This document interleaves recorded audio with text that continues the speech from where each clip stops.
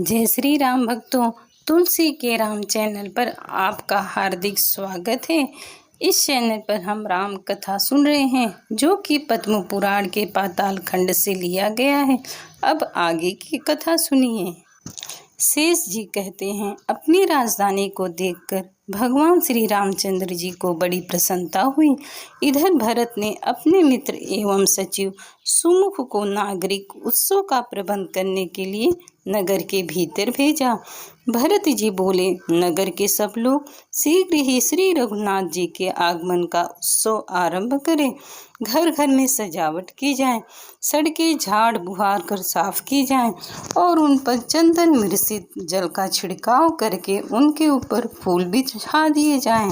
हर एक घर में आंगन में नाना प्रकार की ध्वजाएं फहराई जाएं, प्रकाश का प्रबंध हो और सर्वतोभद्र आदि चित्र अंकित किए जाएं। श्री राम जी का आगमन सुनकर हर्ष में भरे हुए लोग मेरे कथनानुसार नगर की शोभा बढ़ाने वाली भांति भांति रचना करें। शेष जी कहते हैं, भरत जी के ये वचन सुनकर मंत्रवेत्ताओं में श्रेष्ठ सुमुख ने अयोध्यापुरी को अपने नगर की सजावट एवं तोरणों से शोभित करने के लिए उसके भीतर प्रवेश किया। नगर में जाकर उसने सब लोगों से श्री राम के आगमन महोत्सव की घोषणा करा दी। लोगों ने जब सुना कि श्री रघुनाथ जी अयोध्यापुरी के निकट आ गए हैं, तब उन्हें बड़ा हर्ष हुआ, क्योंकि वे पहले भगवान के विरह से दुखी हो अपने सुख लोक भोग का परित्याग कर चुके थे। वैदिक ज्ञान से संपन्न पवित्र ब्राह्मण हाथों में कुश लिए धोती और चादर से सुसज्जित हो श्री रामचंद्र जी के पास गए, जिन्होंने संग्राम भूमि में अनेकों वीरों पर विजय पाई थी। वे धनुष बाण धारण करने वाले श्रेष्ठ और सूरमा क्षत्रिय भी उनके समीप गए। धन धान से समृद्ध वैश्य भी सुंदर वस्त्र पहनकर महाराज श्री राम के निकट उपस्थित हुए। उस समय उनके हाथ सोने की मुद्राओं से सुशोभित हो रहे थे तथा वे शूद्र जो ब्राह्मणों के भक्त अपने जाति आचार में दृढ़ता पूर्वक स्थित और धर्म कर्म का पालन करने वाले थे, अयोध्यापुरी के स्वामी श्री रामचंद्र जी के पास गए।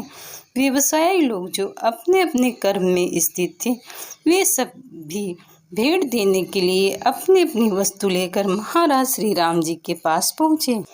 इस प्रकार राजा भरत का संदेश पाकर आनंद की बाढ़ में डूबे हुए अयोध्यावासी नाना प्रकार के कौतुकों में प्रवृत्त होकर अपने महाराज के निकट आए और उनके दर्शन किए। तदंतर श्री रामचंद्र जी ने भी अपने अपने विमान पर बैठे हुए संपूर्ण देवताओं से घिरकर मनोहर रचना से सुशोभित अयोध्यापुरी में प्रवेश किया। आकाश मार्ग से विचरण करने वाले बानर भी उछलते कूदते हुए श्री रघुनाथ जी के पीछे पीछे उस उत्तम नगर में गए। उस समय उन सबकी पृथक पृथक शोभा हो रही थी। कुछ दूर जाकर श्री रामचंद्र जी पुष्पक विमान से उतर गए और शीघ्र ही श्री सीता जी के पास पालकी पर सवार हुए। उस समय वे अपने सहायक परिवार द्वारा चारों ओर से घिरे हुए थे। जोर जोर से बाजे बजाते हुए वीणा, पड़ो और भेदी आदि बाजों के द्वारा उनकी शोभा बड़ी शोभायमान हो रही थी। सूत, मागध और बंदीजन उनकी स्तुति कर रहे थे। सब लोग कहते थे, हे रघुनंदन आपकी जय हो, सूर्य कुलभूषण श्री राम आपकी जय हो, दशरथ नंदन राम आपकी जय हो, जगत के स्वामी श्री रघुनाथ जी आपकी जय हो। इस प्रकार हर्ष में भरे पूर्ववासियों की कल्याणमयी बातें भगवान को सुनाई दे रही थी। उनके दर्शन से सब लोगों के शरीर में रोमांच हो आया था, जिससे वे बड़ी शोभा पा रहे थे। क्रमशः आगे बढ़कर भगवान की सवारी गली और चौराहों से सुशोभित नगर के प्रधान मार्ग पर जा पहुंची, जहां चंदन मिश्रित जल का छिड़काव हुआ था और सुंदर फूल तथा पल्लव बिछे हुए थे।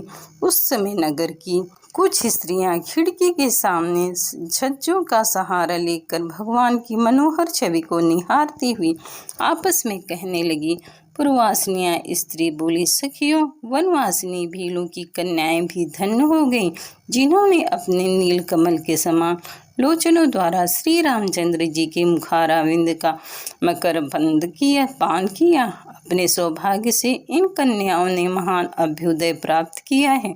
अरिविरोचित तेज से युक्त श्री रघुनाथ जी के मुख की ओर तो देखो, जो कमल की सुषमा को लज्जित करने वाले सुंदर नेत्रों से सुशोभित हो रहा है, उसे देखकर धन्य हो जाओ। ओहो, ब्रह्मा आदि देवता भी जिनका दर्शन नहीं कर पाते, वे ही आज हमारी आंखों के सामने हैं। अवश्य हम लोग अत्यंत बड़भाग्नी हैं। देखो, उनके मुख पर कैसी सुंदर मुस्कान है, मस्तक पर किरीट शोभा पा रहे हैं। ये लाल लाल होंठ बंदूक पुष्प की अरूढ़ प्रभा को अपनी शोभा से तिरस्कृत कर रहे हैं और इनकी ऊंची नासिका मनोहर जान पड़ती है। इस प्रकार अधिक प्रेम के कारण उपर्युक्त बातें कहने वाली अवधपुरी की रमणियाँ भगवान के दर्शन कर प्रसन्न होने लगी। तदंतर जिनका प्रेम बहुत अधिक बढ़ा था, उन पूर्ववासी मनुष्यों को अपने दृष्टिपात से संतुष्ट करके संपूर्ण जगत को मर्यादा पाठ पढ़ाने वाले श्री रघुनाथ जी ने माता के भवन में जाने का विचार किया। वे राजाओं के राजा तथा अच्छी नीति का पालन करने वाले थे, अतः पालके पर बैठे हुए ही सबसे पहले अपने माता कैकेयी के घर गए। कैकेयी लज्जा के भार से दबी हुई थी, अतः श्री रामचंद्र जी को सामने देखकर कुछ बोल न सकी। बारंबार गहरी चिंता में डूबने लगी। सूर्यवंश की पताका फहराने वाले श्री रामचंद्र जी को माता को लज्जित देखकर उन्हें विनय पूर्वक वचनों द्वारा सांत्वना देते हुए कहा। श्री राम जी बोले, माँ, मैंने वन में जाकर तुम्हारी आज्ञा का पूर्ण रूप से पालन किया। अब बताओ, तुम्हारी आज्ञा से इस समय कौन सा कार्य करूं? श्री रामचंद्र जी कर बात सुनकर कैकेयी अपने मुंह को ऊपर उठा न सकी। वह धीरे धीरे बोली, बेटा राम, तुम निष्पाप हो। अब तुम पहले अपने महल को जाओ। माता का यह वचन सुनकर कृपा निधान श्री रामचंद्र जी उन्हें नमस्कार किया और वहां से सुमित्रा के भवन गए। सुमित्रा का हृदय बड़ा उदार था। उन्होंने अपने पुत्र लक्ष्मण सहित श्री रामचंद्र जी को उपस्थित देख आशीर्वाद देखते हुए कहा, बेटा, तुम चिरंजीव हो। श्री रामचंद्र जी की माता सुमित्रा के चरणों में प्रणाम करके बारंबार प्रसन्नता प्रकट करते हुए बोले, हे माँ, लक्ष्मण जैसे पुत्र रत्न को जन्म देने के कारण तुम रत्न गर्भा हो। बुद्धिमान लक्ष्मण ने जिस प्रकार हमारी सेवा की है, जिस तरह इन्होंने मेरे कष्टों का निवारण किया है, वैसा कार्य और किसी ने भी नहीं किया। रावण ने सीता को हर लिया, उसके बाद मैंने पुनः जो इन्हें प्राप्त किया, वह सब तुम लक्ष्मण का ही पराक्रम समझो। यूं कहकर तथा सुमित्रा के दिए हुए आशीर्वाद को सिरोधार्य करके वे देवताओं के साथ अपनी माता कौशल्या के महल में गए। माता को अपने दर्शन के लिए उत्कंठित तथा हर्षमग्न देख भगवान श्री राम तुरंत ही पालकी से उतर पड़े और निकट पहुंचकर उन्होंने माता के चरणों को पकड़ लिया। माता कौशल्या का हृदय बेटे का मुख देखने के लिए उत्कंठा से विह्वल हो रहा था। उन्होंने अपने राम को बारंबार छाती से लगाया और बहुत प्रसन्न हुई। उनके शरीर में रोमांच हो आया, वाणी गदगद हो गई और नेत्रों से आनंद के आंसू प्रवाहित होकर चरणों को भिगोने लगे। विनयशील श्री रघुनाथ जी ने देखा, माता अत्यंत दुर्बल हो गई हैं।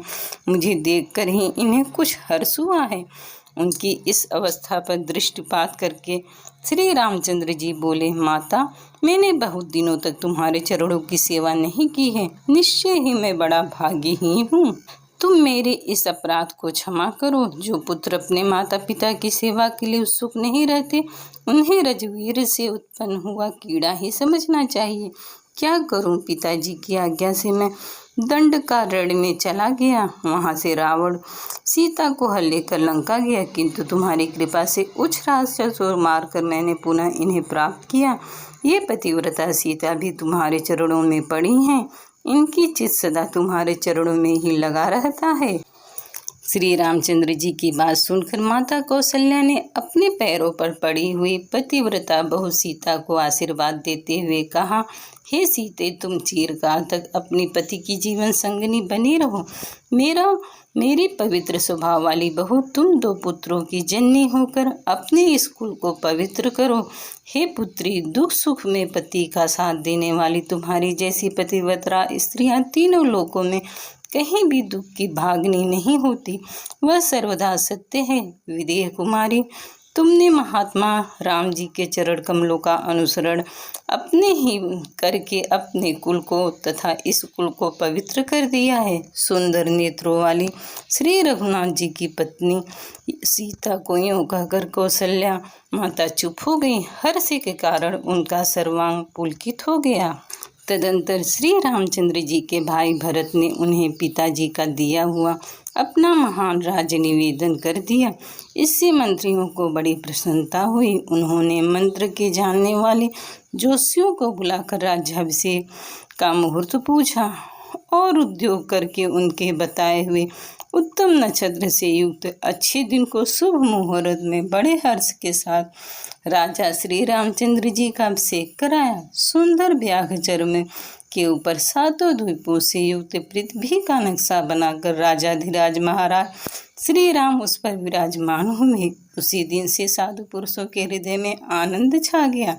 सभी स्त्रियां पति के प्रति भक्ति रखती हुई पतिव्रत धर्म के पालन में संलग्न हो गई।